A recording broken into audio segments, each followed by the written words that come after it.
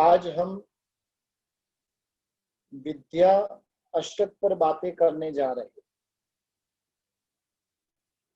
एक एक अष्टक भी महोपाध्याय श्री यशो विजय जी महाराजा ने बहुत सुंदर भूमिका के उन्होंने पसंद किए हैं। आज जो अष्टक है, जिस अष्टक का नाम है विद्या अष्टक, और विद्या क्या होती है,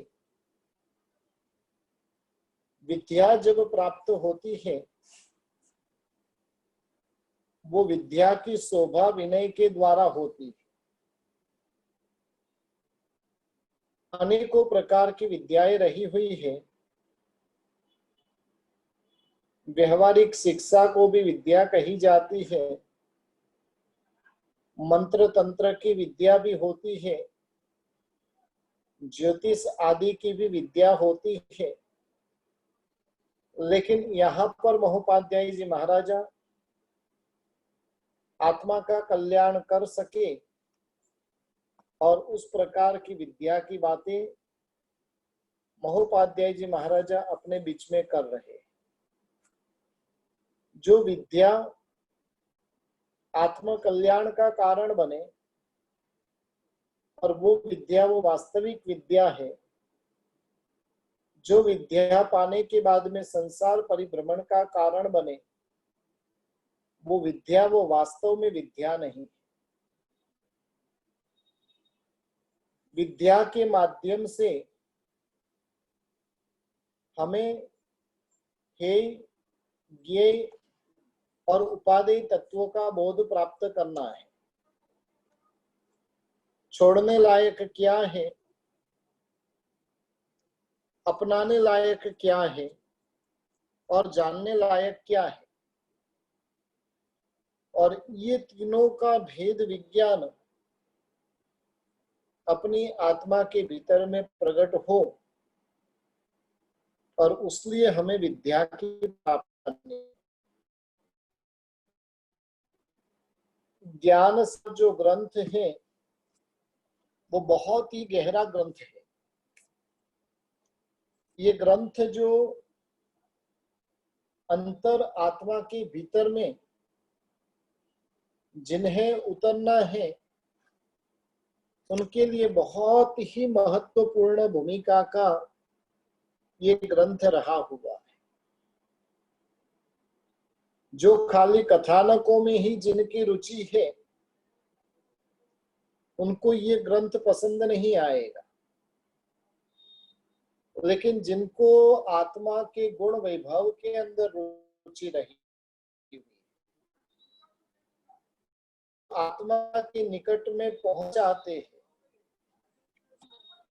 और उनके लिए बहुत ही सुंदर रचना ये ज्ञान सार की रही हुई है। अब विद्या जो है, अनेकों प्रकार की विद्या है, लेकिन वो सब विद्याएं संसार का परिभ्रमण करवाने वाली बनती है। वास्तविक विद्या वो है जो आत्मा का विज्ञान प्राप्त करवाने वाली बने। पर पदार्थ वो अनित्य रहे हुए हैं। पर पदार्थ जो है वो शाश्वत नहीं है, सदा के लिए रहने वाले नहीं। जितने भी पर पदार्थ है वो अपवित्र है, जिनके भीतर में हमेशा के लिए मलिनता भरी हुई रहती है। और जितने भी पर पदार्थ है वो सारे के सारे झूठे हैं। किसी न किसी ने उसका पहले उपभोग किया है और उसके बाद में वो पुद्गल हमारे पास में आता है। पर पदार्थ के स्वरूप में धन, शरीर, परिवार वगैरह अनेक प्रकार के पर पदार्थ होते हैं। पराये को अपना मानना वो अविद्या का काम है। अनित्य को नित्य मानना, अपवित्रत्व को पवित्र मानना, ये सब अविद्या काम करवाती है। जब भीतर में विद्या प्राप्त हो जाती है, ज्ञान प्राप्त हो जाता है, और ऐसा ज्ञानी पुरुष तो पवित्र ऐसी आत्मा को ही अपना मानते हैं। शुद्ध आत्मा, नित्य आत्मा वो मेरी है। उसके अलावा जो कुछ भी रहा हुआ है वो सब कुछ पर के स्वरूप में रहा हुआ है। और इस प्रकार की बुद्धि जिसके भीतर में होती है,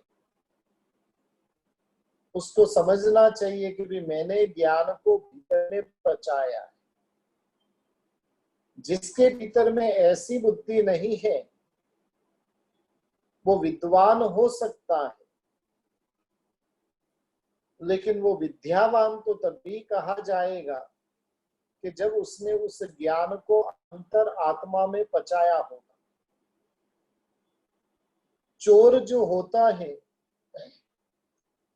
वो निरंतर श्रीमंत को लूटने की तक ढूंढता रहता है। चोर की दृष्टि वहां पर ही रहती है कि धन कहां पर है। वो धन अमीर के पास में रहे, मध्यम वर्ग के पास रहे, कि जरूरतमंद के पास रहे,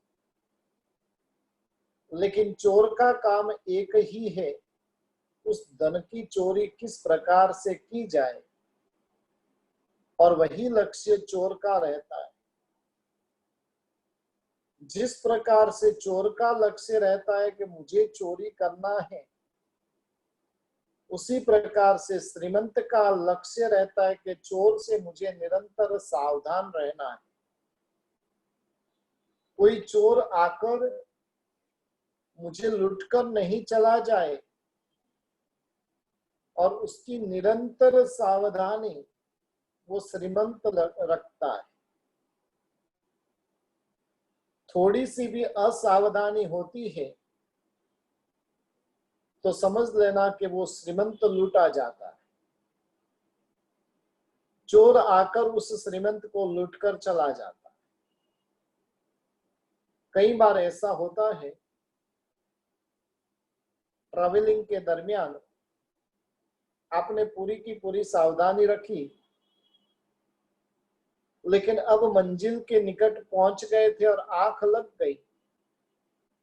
आंख लगने के साथ में चोर अपना काम करके चला जाता है। बस ये बाह्य जो चोर है वो तो कोई ज्यादा नुकसान हमें पहुंचाते नहीं है, लेकिन जैसे श्रीमंत को सतत चोरों से बचकर रहना होता है, उसी प्रकार से आत्मा को भी लूटने के लिए आत्मा के पास में अमूल्य ऐसा ज्ञान धन है, दर्शन का धन है, चारित्र का धन है, तप का धन है, गुण वैभवों का धन है। ये सारा धन आत्मा के भीतर में पड़ा हुआ है, और ऐसा धन आत्मा के भीतर में जो रत्न के स्वरूप में, एक एक धन एक एक रत्न के स्वरूप में है, और ऐसा धन जो आत्मा के भीतर में पड़ा हुआ उसको लूटने के लिए पर पुद्गल निरंतर वो उसके पीछे पड़े हुए। कब आत्मा थोड़ी सी गलती करे और पुद्गल आकर हमारे पर आक्रमण करने के लिए तैयार है, थोड़ी सी हमारी चूक हुई और चूक होने के साथ में मोह आकर हमारे ऊपर आक्रमण कर बैठता है। शालिभद्र की बात आती है ना, इतनी उत्कृष्ट कोटि के साधक आत्मा शालिभद्र मुनि थे, और उन्होंने शालिभद्र मुनि ने यानी इस प्रकार से साधना के अंदर वैभारगिरी के ऊपर लगे हुए हैं। वहां पर उनकी माता आई और माता आने के कारण 1 सेकंड के लिए जो आंख खोली, जो आत्मा मोक्ष में जाने की लायकात रखते थे उसको अनुत्तर विमान में जाना पड़ा। खाली 1 सेकंड के लिए आंख खोलना, 1 सेकंड का प्रमाद, क्षण भर का प्रमाद, और उस प्रमाद ने उनको मोक्ष से वंचित कर दिया। जैसे कहा जाता है कि अनुत्तर विमान में जो देव उत्पन्न होते हैं वो अनुत्तर विमान में क्यों उत्पन्न होते हैं, और उसका कारण पूजा की ढाल में बताते हुए कहा उनकी साधना बहुत गजब की, इतनी अद्भुत कोटि की उनकी साधना होती है जो साधना मोक्ष का ही कारण बनने वाली थी। साधना एकदम उत्तमता पूर्वक चल रही थी, लेकिन उसमें 7 लव जितना समय कम पड़ा, और 7 लव जितना समय कम पड़ने के कारण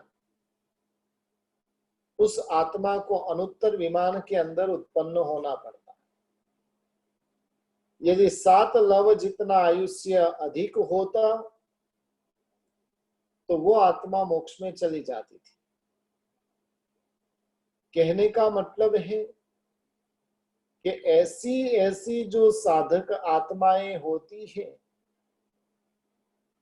और वो भी क्षण भर के लिए प्रमाद करती है, और क्षण भर का प्रमाद उन्हें संसार परिभ्रमण का कारण बन जाते हैं।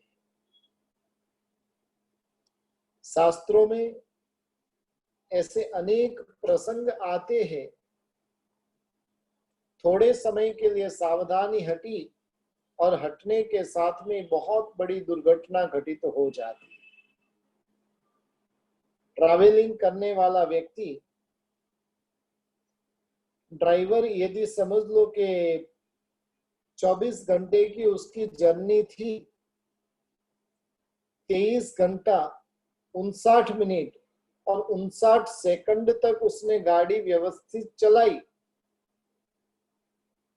1 सेकंड के लिए यदि वो प्रमाद कर देता है तो क्या होता है? बहुत बड़ी दुर्घटना घटित हुए बिना नहीं रहती। अपने ग्रुप में ड्राइवर तो बहुत से हैं जो सुन रहे हैं, सबको गाड़ी चलानी आती है और सब ड्राइवर है। कोई साइकिल के ड्राइवर है तो कोई 2 व्हीलर के, तो कोई 4 व्हीलर के है।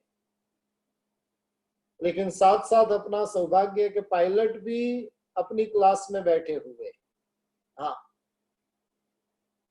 हैदराबाद से एक पायलट भी बैठकर अपनी क्लास के अंदर, जब से लॉकडाउन शुरू हुआ है और तब से वो अपने साथ में जुड़े हुए। अब समझ लो कि पायलट जो है और वो फ्लाइट को फ्लाइंग कर रहे हैं, जर्नी 2 घंटे की थी, पूरी की पूरी सावधानी थी, लेकिन क्षण भर के लिए असावधान बने और बनने के साथ में क्या होता है, सैकड़ों की जानें जोखिम में आ जाती है। बस मोह से बचने के लिए, पर पुद्गलों की आसक्ति से बचने के लिए सतत सतत हमें सावधान रहना है। और वो सावधान कौन रखेगा? तो कि विद्या हमें सावधान रखने का काम करती है। ऐसी ऐसी जो विद्याएं आत्म कल्याण की विद्याएं हैं, और विद्या क्या करेगी तो कि निरंतर हमें सावधान बनाकर रखेगी। जिनके पास में विद्या होती है उसके भीतर में अस्थिरता होती नहीं है। जिसके भीतर में विद्या है वो लक्ष्मी में आसक्त होता नहीं है। जिनके पास में विद्या है वो जीवन के अंदर भी आसक्त होता नहीं है। सतत सतत सावधानी के साथ में विद्यावान व्यक्ति जीता है।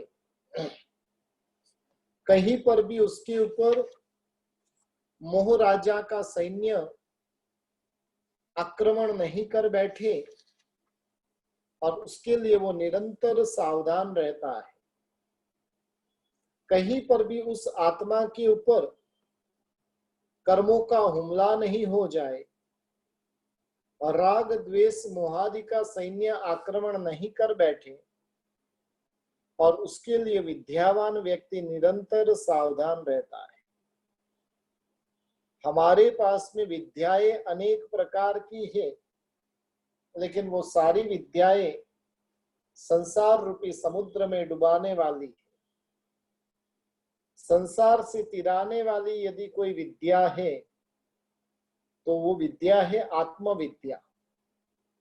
आत्मविद्या का जो ज्ञान प्राप्त कर लेता है वो व्यक्ति संसार रूपी समुद्र में डूबता नहीं है।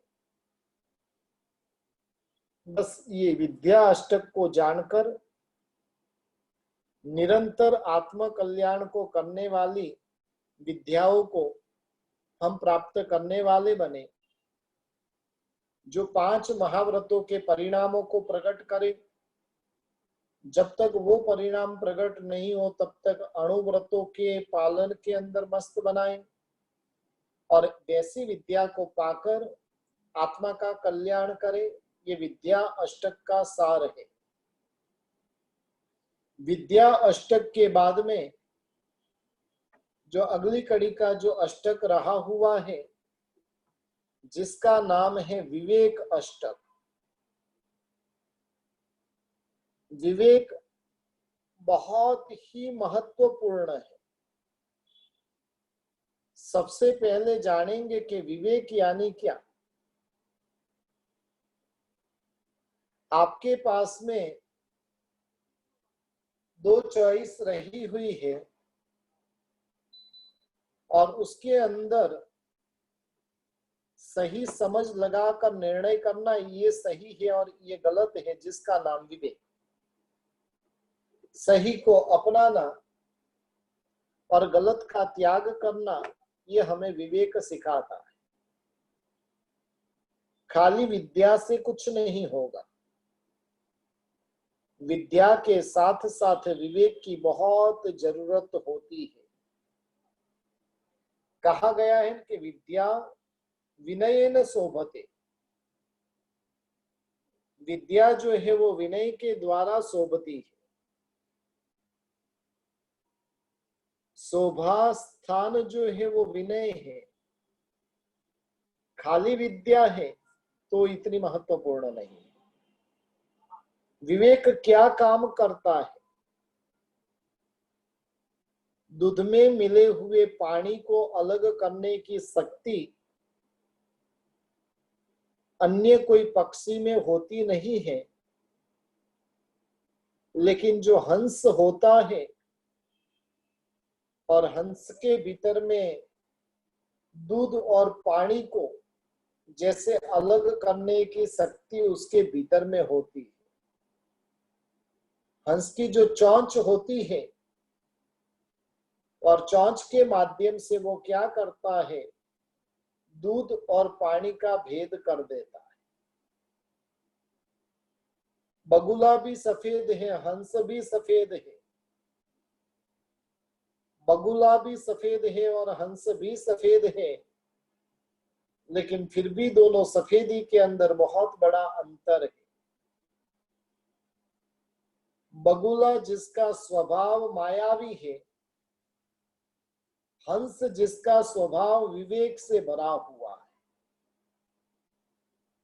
यानी जिस प्रकार से हंस दूध और पानी को अलग अलग कर कर सिर्फ दूध को ही ग्रहण करता है,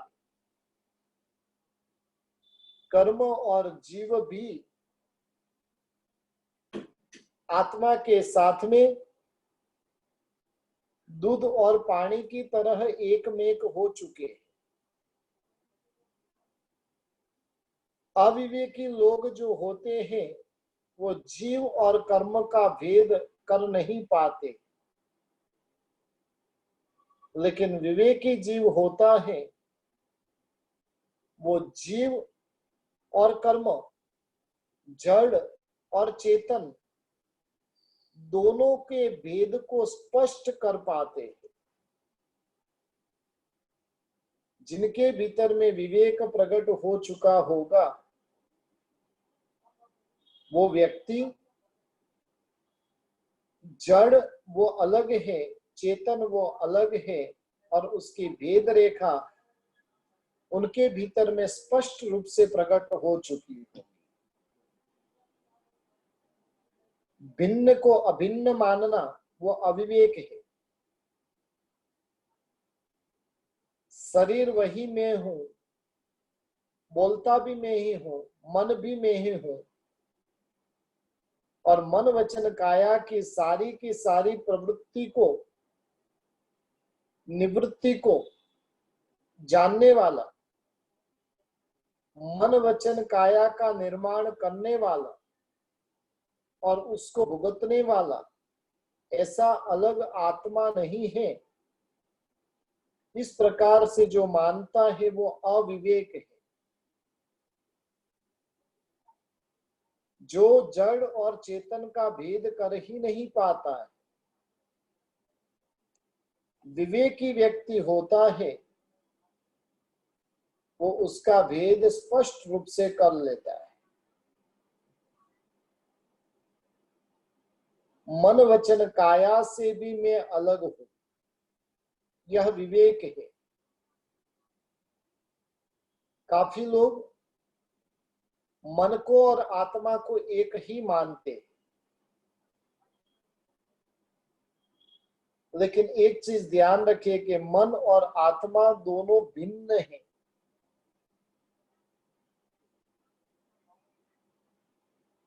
मन वो साधन है, आत्मा उस साधन का उपयोग करने वाला है।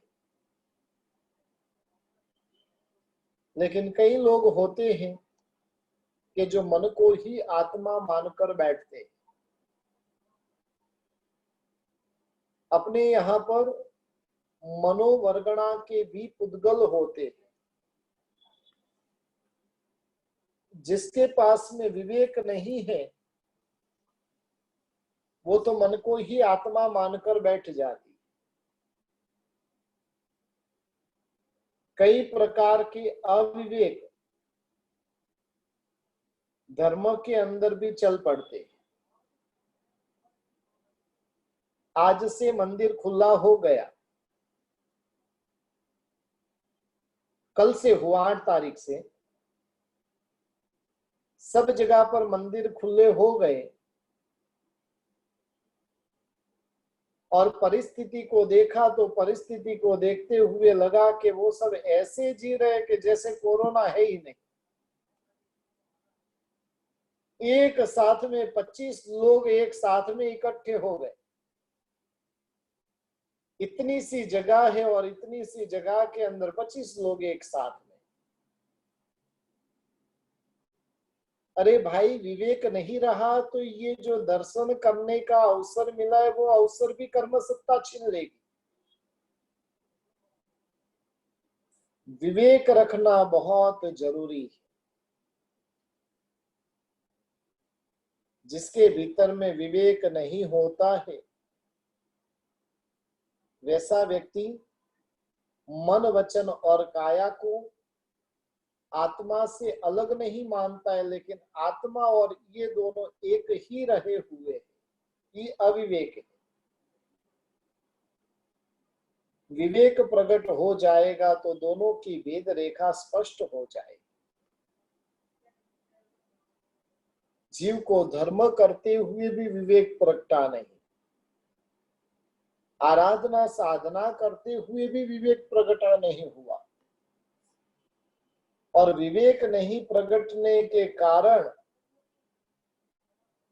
धर्म करते हुए भी शरीर के प्रति की मूर्छा कम नहीं, तप करते हुए भी खाने के प्रति की आसक्ति टूटी नहीं, प्रभु की पूजा करते हुए भी दोषों का आकर्षण कम हुआ नहीं,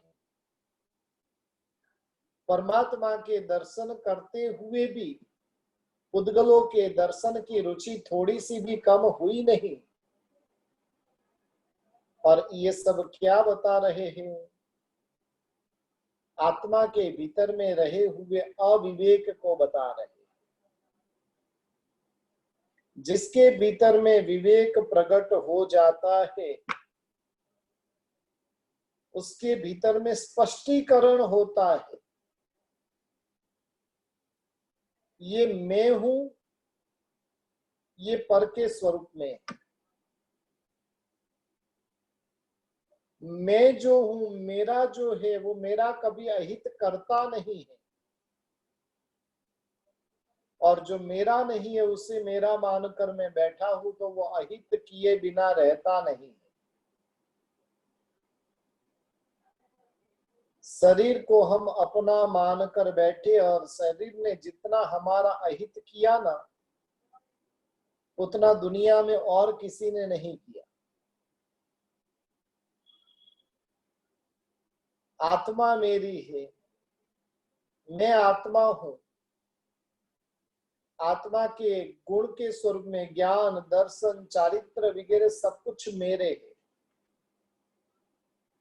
और इस प्रकार की बुद्धि जिसके भीतर में प्रकट होती है उसको विवेक कहते हैं।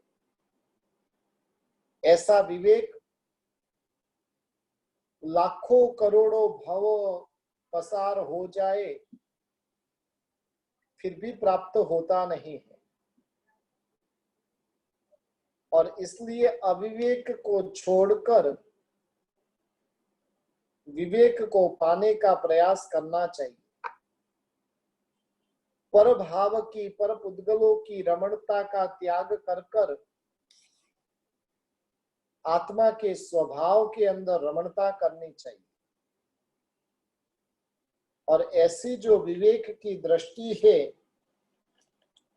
वो चौथे गुण स्थानक पर ही प्राप्त होती है। उसके पूर्व में ये विवेक प्रकट होता नहीं। चौथे गुण स्थानक से वो विवेक प्रकट होता है। जैसे जैसे ऊपर की भूमिका को पाता जाता है वैसे वैसे उसका विवेक और मजबूत होता जाता है। राजा के सैनिक दुश्मन राजा के साथ में युद्ध करते हैं।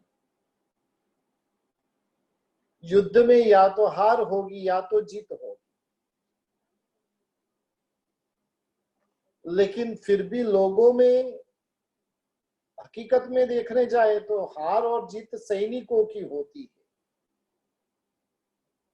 लेकिन फिर भी लोगों में ऐसा कहा जाता है कि ये राजा हार गया और यह राजा जीत गया। हकीकत में राजा जीता भी नहीं और राजा हारा भी नहीं है। हार जीत तो जो हुई है वो सैनिकों की हुई है।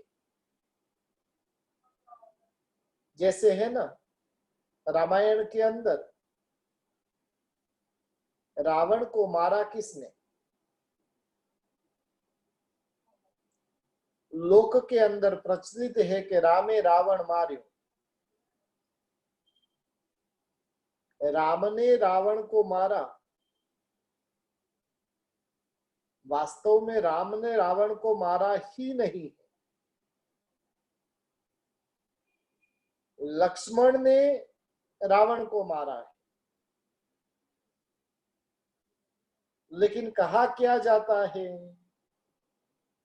अब कोई सैनिक ने किसी को मारा होगा, राजा को मारा होगा, कहा तो क्या किया जाएगा कि भाई राजा ने उसको मारा। बस उसी प्रकार से सैनिकों की जीत या तो हार वो उपचार से राजा में की जाती है, पुण्य वैसे ही पुण्य कर्म से सुख की सामग्री मिलती है, पाप कर्म से दुख की सामग्री मिलती है। और फिर भी लोग जीव को सुखी और दुखी कहते हैं। वास्तव में जीव को तो कुछ प्राप्त ही नहीं हो रहा है। जैसे राजा की जीत भी नहीं हुई, राजा की हार भी नहीं हुई, वैसी ही आत्मा को सुख भी नहीं मिल रहा, आत्मा को दुख भी नहीं मिल रहा। लेकिन फिर भी व्यवहार से क्या कहा जाता है कि भाई ये सुखी है, ये दुखी है। हकीकत में पुद्गल से जीव सुखी भी नहीं होता है, पुद्गल से जीव दुखी भी नहीं होता है, लेकिन साधन के कारण व्यवहार से इस प्रकार से प्रयोग किया जाता है। कई बार है ना,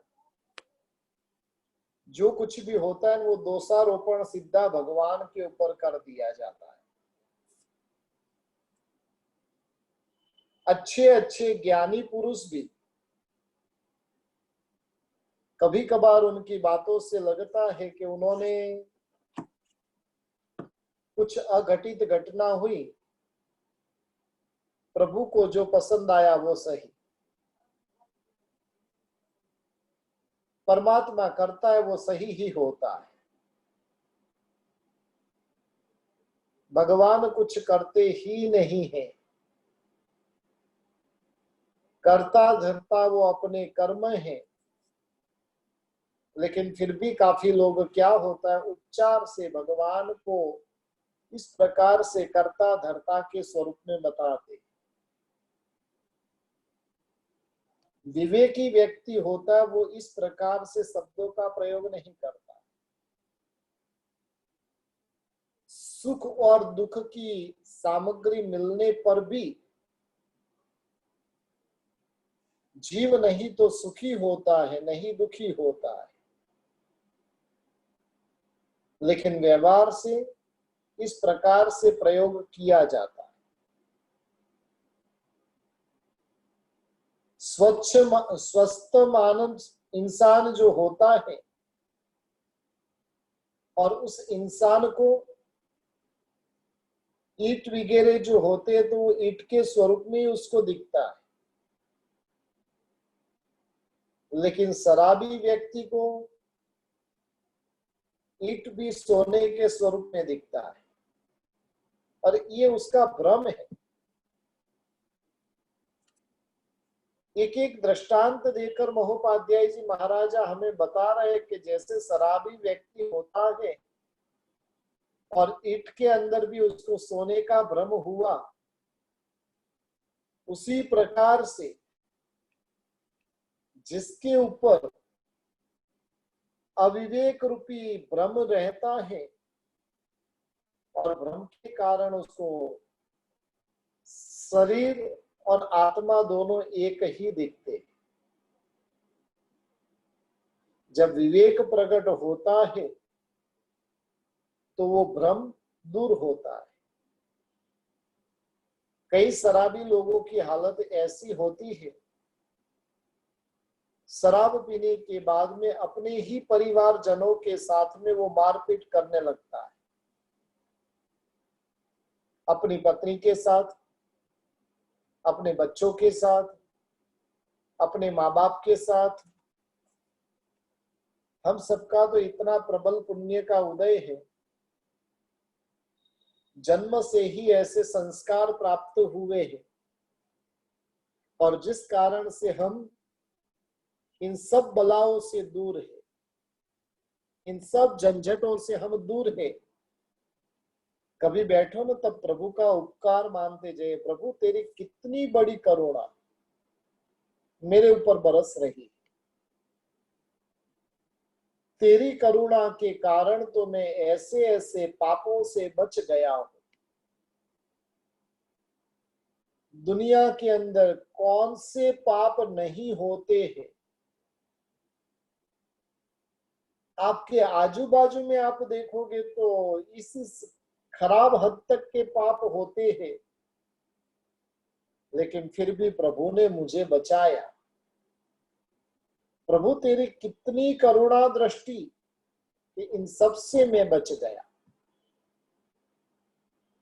वास्तव में डायरेक्ट प्रभु किसी को बचाते नहीं है, लेकिन पूर्व भाव में की हुई आराधना, साधना और उसके अंदर निमित्त बुद्ध परमात्मा बनते हैं, और इस निमित्त के कारण इस भाव के अंदर हम बचे हुए। पूर्व भाव की कुछ साधना कर कर आए हुए हैं, और जिस कारण से बहुत सी खराबी से हम बचे हुए हैं। कईयों के घर में इस प्रकार से जब शराबी व्यक्ति होता है, रोज की मारपीट धमाल चलती ही रहती, और वो शराबी व्यक्ति होता है वो भ्रम में ही रहता है, पत्नी को मार रहा है और उसमें अपने आप को सुखी मान रहा है, बच्चों के साथ मारपीट कर रहा है और उसमें उसको सुख की अनुभूति लगती है, और इसलिए वो ऐसा अकार्य करते हैं। इसलिए महोपाध्याय जी महाराजा कह रहे कि वो भ्रम है। भ्रम प्रकट कहां से हुआ? तो के अविवेक से, आत्मा से जो पर रहे हुए हैं। ऐसे चारों गति के भाव, देवगति के भाव, मनुष्य भाव के भाव, और उसको भी आत्मा के स्वरूप में मानना, वो भी अविवेक है। जब विवेक प्रकट हो जाएगा तो वो नहीं कहेगा मैं मनुष्य हूं, मैं देव हूं, मैं फलानी व्यक्ति हूं, मैं आत्मा हूं, मैं सच्चिदानंदमय आत्मा हूं, मैं अनंत ज्ञानमय, अनंत सुखमय, मैं आत्मा हूं। और इस प्रकार से जीव के भीतर में विवेक प्रकट हो जाता है, और विवेक प्रकट होने के कारण अनादि का जो मोह उसके ऊपर हावी हुआ था, उसे वो परास्त करने में सफल होता है। मोह का साम्राज्य जो टिका हुआ था वो अविवेक के कारण, जैसे ही विवेक भीतर में प्रकट होता है, और प्रकट होने के साथ में धीरे धीरे मोह की सत्ता जो है वो हिलने लगती है। मोह राजा का सिंहासन वो चलायमान होने लगता है। जैसे जैसे उसका विवेक पुष्ट होता जाएगा, मजबूत होता जाएगा, और वैसे वैसे वो मोह के सामने विजय प्राप्त करने की भूमिका में वो पहुंचता जाएगा। हमें भी आत्मा के भीतर के विवेक को जागृत करना है। अब तक हमें सुख, अपनापन, पुद्गलों के अंदर, संसार की माया जाल में, रोटी कपड़ा और मकान के अंदर हमें अपना सुख दिख रहा है, लेकिन ये भ्रम है। सुख मात्र और मात्र आत्मा के भीतर में है, और आत्मा के भीतर में पड़े हुए सुख की पहचान विवेक के द्वारा ही होगी। जब तक आत्मा के भीतर में अविवेक रहेगा, तब तक जीव इसकी पहचान कर नहीं पाता है। बस इस प्रकार की पहचान पाकर अविवेक का त्याग करना है, हंस की तरह विवेक दृष्टि प्रकट करना है। जगत है जगत में सारभूत असारभूत दोनों प्रकार के द्रव्य रहे हुए हैं। प्रत्येक घटना के अंदर, प्रत्येक प्रसंगों में अपना विवेक जो निरंतर प्रकट हुआ रहे। कोई भी घटना, कोई भी परिस्थिति हो, ये आत्मा के लिए लाभ करता है, ये नुकसान करता है, और इस प्रकार से निर्णय कर कर लाभकर्ता के अंदर प्रवृत्त बने, नुकसानकर्ता से हम उससे अलग हो। और ऐसा विवेक हमारी आत्मा में यदि प्रकट हो जाएगा तो जल्दी से जल्दी हम भी मोक्ष रूपी मंजिल को पा सकते हैं। और ऐसे मंगलमय भावों के साथ में आज यहाँ पर हम विराम को प्राप्त करते हैं।